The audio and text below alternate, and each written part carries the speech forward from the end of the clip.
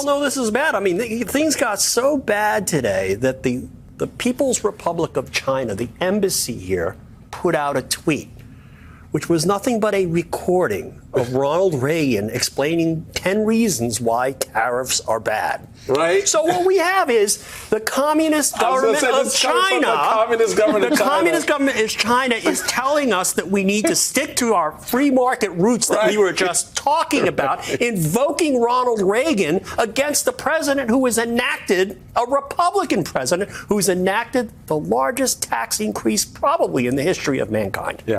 Amen. It's completely insane. It is.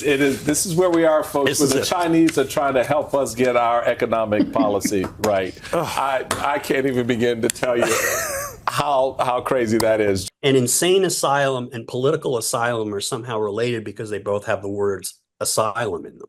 Yeah. I mean, and not therefore, that's why he thinks of, I cannot figure out for the life of me what the point he's making with having Hannibal Lecter over for dinner. Yeah, but you know better than anybody. The weird thing that he does, he said that first in the Jersey speech he gave down in Wildwood, where he was 10 bazillion people were there, right? That was so you could see. Yeah, there were like 4,000 people there, and he said there were 107,000. But he said it that first time, and what he does so often is when something gets attention, he said Hannibal Lecter, he said Hannibal Lecter. Every speech, every time. Oh no, I'm going to say Hannibal Lecter, and people go. Lecter. Right. No, that's the thing is he has no actual sense of humor because he's to actually you laughter thing. Have a sense of to have a really refined sense of humor. I mean, these, you see these comedians like Kimmel and all these people on television. They're the smartest people you see on television. Yeah, they really are because they have this way of putting things together and seeing ironies that other people can't see, and that takes not only great intelligence but a great sense of empathy and a great sense of an understanding of the human mind and soul. He has none of that as a sociopath, which is why he doesn't actually understand humor, which is why he's not really funny, which is why you never ever actually see him laugh the way Kamala Harris does, for example. Right. He doesn't have a sense of humor. What he knows is he knows how to insult people.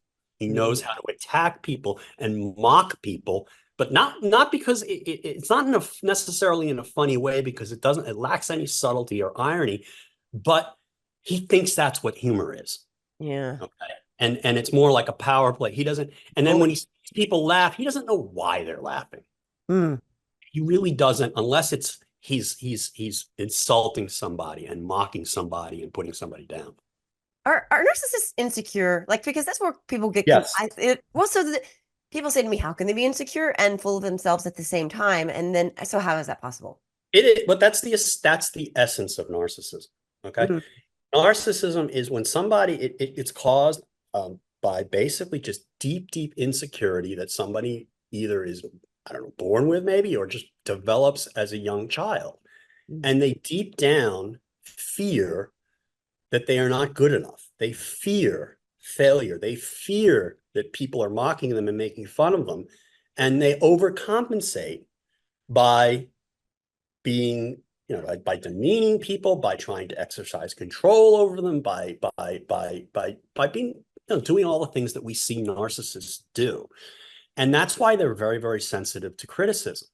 And in Trump's case, I mean, there have been books written about this. There's a great book written by Dr. Justin Frank, a Harvard-trained psychiatrist here in Washington, D.C. And then there's this amazing book by Mary Trump, who actually saw all this firsthand, where basically it was because he had an abusive father who was sociopathic.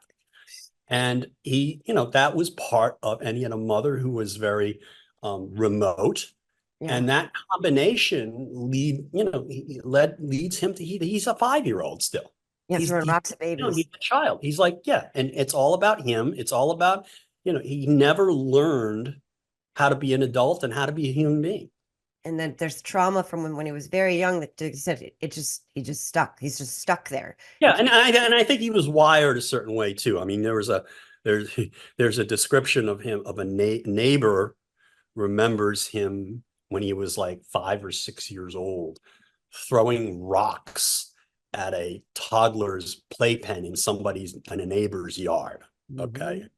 And Trump tells the story about him he assaulted a teacher once, and he got sent to military school because his father found, a set of knives, not kitchen knives, but weapons in his bedroom. That's why his father sent him to the New York, that New York school, whatever the military school. Yeah, no, I mean, he was never, as I say in these ads, he was never right in the head.